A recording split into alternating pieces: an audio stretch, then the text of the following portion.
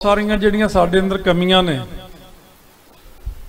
कलगीधर महाराज जी ने उदों बचन किया भी धूफ जिहड़ी आ आप बनाउणी 60 चीज़ां लिखाइयां हुण तुहातों बननियां नहीं। असीं वो सारियां 60 चीज़ां इक्को दुकानदार नूं कहते भी रैडी रखिया कर, चक्की चलाउंदा पीस के विच देसी घिओ मिलाउणा ते वो कोलियां दे उत्ते धूफ देनी आ, चाहे अज बाल लिओ चाहे 10 नूं 20 सालां नूं बाल लिओ, आउणा तुहानूं उत्थे ही पैना वापस। जिन्ना मर्जी जोर ला लवे कोई, चाहे मैनू अज कोई कुछ भी कही जाता, पर इन्हों भी उत्थे ही आना पैना वापस, आना पैना उत्थे ही। क्यों एक मन मर्जियां होंदियां, बच्चा करदा करदा करदा अखीर चीज़ खराब कर लेंदा, फिर कहना हुण तुसीं करो, मैथों नहीं हुंदी है। इस करके महाराज ने जिहड़ा बचन किया, गुरबाणी कहे सेवक जन मानना, असीं मनण गिजे होए। बाणी की जो जो पंक्ति आउंदी आ उहदे उत्ते मनता करनी। ये गल चली कित्थों, गलत कित्थों होई? अज दे समय में जिहड़े आह घरां दे विच बच्चे जन्म लैंदे ने, माँ बाप नूं सीधा जवाब दिंदे, छोटे हुंदे तो शुरू हो जांदे, मैं नहीं मननी। माँ बाप भी सानूं कहंदे ये बच्चा साडी गल नहीं मनदा। फिर स्कूल विच टीचरां दी गल नहीं मनदे, क्यों? शुरू विच एक आदत बन गई कि मैं मननी नहीं। फिर ये जा करके जदों किसी गुरमुख कोल संगत विच जांदे ने, मैं ना मानू। जदों गुरु ग्रंथ साहिब तक पहुँचते उदों तक तो मैं ना मानू बहुत ज़्यादा पक्का हो जाता। हरेक गल विच मैं ना मानू ही चलदा। कदे आपां ये विचार के देखिए कि मैं मन के देखा, जो गल कही है, जो बचन कहा उन्होंने मन के देखी। देखो साध संगत जी, तुहाडे तजर्बे नहीं हैगे, जां तां किसी बंदे का तजर्बा होवे ना, उन्ना फिर मेरे नाल गल करे हो। तजर्बा है नहीं किसी का। साडी पूरी जिंदगी तजर्बियां दी भरी हुई आ, प्रैक्टिकली लाइफ ही जिउए असीं इधरली उधरली गल नहीं कीती। ये नहीं कि उत्थों किताब पढ़ ली उत्थों पढ़ ली। पहला मेरा सुभाव ही है कि मैं पहला तो ही लैके हरेक गल नूं प्रैक्टिकली जीवन ही जिउंदा। जिहड़ी गल मैं कही है वो ठोस होएगी, वो बिल्कुल सही होवेगी। महाराज सच्चे पातशाह ने श्री अखंड पाठ साहब करवाया, आप बैठ के सुनिया, चौंकड़ा ला के 48 घंटे दे विच 23 सावण का दिन 1763 दे विच ये भोग पिया 23 सावण नूं। तो इस करके सतगुरु महाराज जी ने कृपा की है।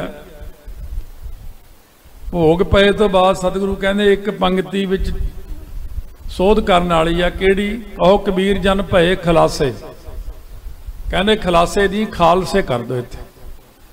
कहते क्यों महाराज जी? ये पंक्ति तो बदलने का अधिकार कहना, राम राय जी ने तो तुसीं बाहर कढ़ दिता।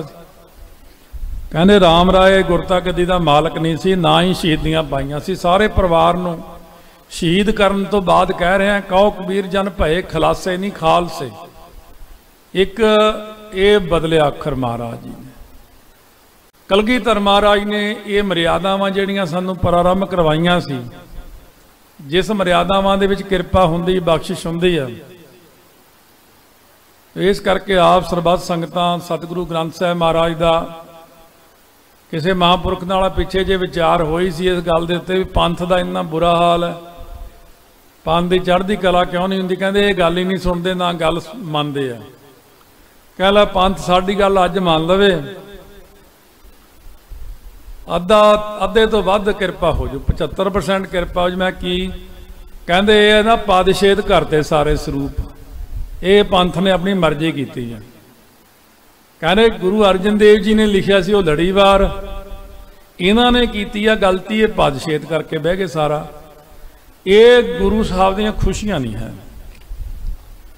मनणगे। ये बहुत औखे हो के जदों कहते ना बस बहुत ज़्यादा शरीर पीड़िया गया, तंग हो गए, दुखी हो गए, फिर पूछणगे दसो हुण दसो की करना? फिर असीं कहांगे पादशेद स्वरूप नहीं प्रवान होना तुहाडा।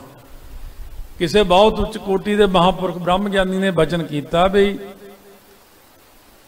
स्वरूप जिहड़े ने पादशेद, ये गुरु साहब जी ने लड़ीवार स्वरूप थापे से। जाओ दरबार साहब ਜਾਂ ਇੱਥੇ ਧੀਰ ਮੱਲੀਆਂ ਕੋਲ ਜਾਂ ਸਰੂਪ ਵਿਆਹ ਕਰਤਾਰਪੁਰ ਸਾਹਿਬ ਦਰਸ਼ਨ ਕਰੋ। ਲੜੀਵਾਰ ਹੈ, ਬਹੁਤੇ ਸਰੂਪ ਲੜੀਵਾਰ ਲਿਖੇ ਗਏ। ਲੜੀਵਾਰ ਵਿੱਚ ਸੰਥਿਆ ਸੋਹਣੀ ਹੋ ਜਾਂਦੀ ਹੈ। ਉਹਦੇ 'ਚ ਹੁਣ ਆਹ ਪਾਠ ਵਿੱਚ ਤਾਂ ਆਪਾਂ 4 ਅੱਖਰ ਮੂਹਰਲੇ ਦੇਖ ਕੇ ਐਂ ਦੇਖ ਸਕਦੇ ਹਾਂ, ਲੜੀਵਾਰ 'ਚ ਦੇਖਿਆ ਨਹੀਂ ਜਾ ਸਕਦਾ। ਜੇ ਮਾੜਾ ਜਿਹਾ ਵੀ ਅੱਖ ਇੱਧਰ ਉੱਧਰ ਹੋ ਗਈ ਨਾ ਵਾ ਫਿਰ ਤੁਸੀਂ ਲੱਭ ਹੀ ਨਹੀਂ ਸਕਦੇ ਮੈਂ ਕਿੱਥੇ ਸੀ, ਤੇ ਅੱਖਰ ਜੁੜਦੇ ਹੀ ਨਹੀਂ ਆਪਸ ਵਿੱਚ। ਉਹਦਾ ਕੋਈ ਕਾਰਨ ਸੀ ਨਹੀਂ। ਗੁਰੂ ਅਰਜਨ ਦੇਵ ਵੀ ਪਾਦਸ਼ੇਦ ਲਿਖ ਸਕਦੇ, ਉਹਨਾਂ ਨੂੰ ਕਿਹੜਾ ਔਖਾ ਸੀ। ਉਹ ਵੀ ਤਾਂ ਕਹਿ ਸਕਦੇ ਸੀ ਭਾਈ ਗੁਰਦਾਸ ਜੀ ਇਹ ਅਲੱਗ-ਅਲੱਗ ਅੱਖਰ ਕਰ ਦਿਓ। ਇਹ ਜਿਹੜੇ ਸਿੱਖ ਆ, ਇਹ ਜਦੋਂ ਸੰਤ ਜਰਨੈਲ ਸਿੰਘ ਜੀ ਖਾਲਸਾ 1980 'ਚ ਰਾਮਪੁਰ ਖੇੜੇ ਵਾਲੇ ਸਮਾਗਮ 'ਚ ਗਏ ਹੋਏ ਸੀ ਤਾਂ ਉੱਥੇ ਬਹੁਤ ਵੱਡਾ ਵਿਦਵਾਨ ਉਸ ਸਮੇਂ ਦਾ, ਹੁਣ ਤਾਂ ਚੜ੍ਹਾਈ ਕਰ ਗਿਆ, ਇੱਧਰ ਮਕੇਰੀਆਂ ਵੱਲ ਦਾ ਸੀ ਕੋਈ, ਕਹਿੰਦੇ ਬਾਬਾ ਜੀ ਅਸੀਂ ਇੱਕ ਸਮਾਗਮ ਕਰਨ, ਤੁਸੀਂ ਜ਼ਰੂਰ ਦਰਸ਼ਨ ਦਿਓ। ਸੰਤ ਖੁਸ਼ ਹੋਏ ਵੀ ਕਿਹੜਾ ਸਮਾਗਮ? ਕਹਿੰਦੇ ਗੁਰੂ ਗ੍ਰੰਥ ਸਾਹਿਬ ਸੋਧ ਸਮਾਗਮ ਕਰ। ਸੰਤ ਕਹਿੰਦੇ ਵਾਹ ਵਾਹ, ਆਪਣੇ ਪਿਓ ਨੂੰ ਸੋਧਣ ਚੱਲੇ ਹੋ? ਸੋਧ ਸਮਾਗਮ ਇਹ ਕੀ ਹੋਇਆ? ਸੰਤ ਕਹਿੰਦੇ ਨਾ ਭਾਈ ਸਾਨੂੰ ਬਖਸ਼ੋ, ਅਸੀਂ ਨਹੀਂ ਆਉਂਦੇ ਉੱਥੇ। ਇਹ ਜਿਹੜਾ ਆਪਣੀ ਮਰਜ਼ੀ ਨਾਲ ਸੋਧਾਂ ਸ਼ੁਰੂ ਹੋ ਗਈਆਂ ਨਾ, ਚਲੋ ਇਹ ਕੋਈ ਖਾਸ ਗੱਲ ਨਹੀਂ ਹੈ। ਇਹ ਨਾ ਕਹੋ ਵੀ ਉਹ ਪੱਕੀਆਂ ਸੋਧਾਂ ਹੋਈਆਂ, ਉਹ ਤਾਂ ਠੀਕ ਵੀ ਹੋ ਜਾਣਗੀਆਂ, ਸਮਾਂ ਆਉਣ ਤੇ ਸਭ ਸੈੱਟ ਹੋ ਜਾਣਾ। ਮਹਾਰਾਜ ਜੀ ਤਾਂ ਨਹੀਂ ਹਟਾਉਂਦੇ। ਸਤਿਗੁਰੂ ਕਹਿੰਦੇ ਨੇ ਕੋਈ ਨਹੀਂ, ਐ ਹੁੰਦਾ ਵੀ ਜੇ ਮੈਂ ਵਿੱਚੋਂ ਹਟਾਤੇ ਨਾ ਇਹ ਗਲਤੀਆਂ ਕਰਨੋਂ, ਫੇਰ ਅੱਧੀਆਂ ਕਿ ਗੱਲਾਂ ਵਿੱਚ ਹੀ ਰਹਿ ਜਾਣੀਆਂ। ਇਹਨਾਂ ਨੂੰ ਆਪਣੀ ਮਰਜ਼ੀ ਕਰ ਹੀ ਲੈਣ ਦਿਓ, ਜਿੱਥੇ ਤੱਕ ਜਾਂਦੇ ਆ ਜਾ ਹੀ ਲੈਣ ਦਿਓ ਇਹਨਾਂ ਨੂੰ। ਉਸ ਤੋਂ ਬਾਅਦ ਦੇਖਾਂਗੇ ਵੀ ਇਹ ਕਿੱਥੇ ਕਿ ਸਿਰੇ ਲੱਗਦੇ ਨੇ, ਪਹੁੰਚਦੇ ਕਿੱਥੇ ਕਿ ਨੇ। ਇਸ ਕਰਕੇ ਜਿਹੜੀਆਂ ਸਤਿਗੁਰੂ ਮਹਾਰਾਜ ਨੇ ਪੰਕਤੀਆਂ ਤੁਕਾਂ ਜੋੜ ਕੇ ਲਿਖੀਆਂ, ਇਹਦੇ ਵੱਲ ਜ਼ਿਆਦਾ ਧਿਆਨ ਦੇਣਾ। ਮੈਂ ਧੂਫ ਦਾ ਪ੍ਰਚਾਰ ਤਾਂ ਕਰਦਾ ਵੀ ਮੈਨੂੰ ਕੁਝ ਗੱਲਾਂ ਦਾ ਪਤਾ ਲੱਗਿਆ। ਜਦੋਂ ਸੰਤ ਗੁਰਬਚਨ ਸਿੰਘ ਜੀ ਖਾਲਸਾ ਕਲਕੱਤੇ ਗਏ ਇੱਕ ਵਾਰੀ, ਕਹਿੰਦੇ ਭਾਈ ਕਲਕੱਤੇ ਕੀ ਆ? ਕਹਿੰਦੇ ਜੀ ਆ ਜੀ ਉਹ ਚਾਹ ਜਿੱਥੇ ਬਣਦੀ ਉਹ ਦਿਖਾ ਕੇ ਲਿਆਉਣੇ ਜੀ। ਜਾਂ ਉੱਥੇ ਜਾ ਕੇ ਦੇਖਿਆ ਚਾਹ ਪੱਤੀ ਨੂੰ ਤੰਬਾਕੂ ਦੀ ਪੁੱਠ ਦੇ ਰਹੇ ਸੀ। ਪਹਿਲਾਂ ਚਾਹ ਪੀਂਦੇ ਸੀ ਟਕਸਾਲ 'ਚ। ਸੰਤ ਕਹਿੰਦੇ ਬਸ ਚਾਹ ਬਾਹਰ ਕੱਢੋ, ਤੰਬਾਕੂ ਦੀ ਪੁੱਠ ਦੇ ਹੀ ਜਾਂਦੇ ਆ। ਤਨਕ ਤੰਬਾਕੂ ਸੇਵੀ ਹੈ ਦੇ ਪਿਤਰਤਾ ਜਾਏ, ਪਾਣੀ ਤਾਕ ਹੱਥ ਕਾ ਮਦਰਾ ਸਮ ਹੋ ਜਾਏ। ਉਸ ਦਿਨ ਤੋਂ ਬੰਦ ਕੀਤਾ। ਜਦੋਂ ਆੜੇ ਧੂਫਾਂ ਬਣਦੀਆਂ, ਸਟਿਕਸ ਜਿਹੜੀਆਂ ਬੰਗਲੌਰ ਵੱਲ ਬਣਦੀਆਂ ਤਿਆਰ ਹੁੰਦੀਆਂ,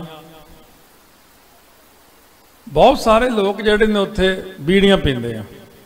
ਗੱਲ ਤਾਂ ਫਿਰ ਉੱਥੇ ਹੀ ਆ ਗਈ।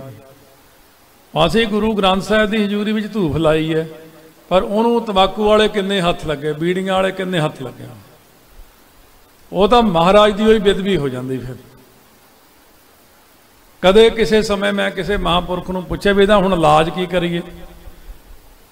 ਚਲੋ ਉਹਨਾਂ ਨੇ ਮੈਨੂੰ ਇੰਨਾ ਕੁ ਦੱਸਿਆ ਵੀ ਟੈਂਪਰੇਰੀ ਜਾਂ ਤਾਂ ਹੈ, ਪਰ ਧੂਫ ਦੂਜੀ ਤਿਆਰ ਕਰ ਲਓ।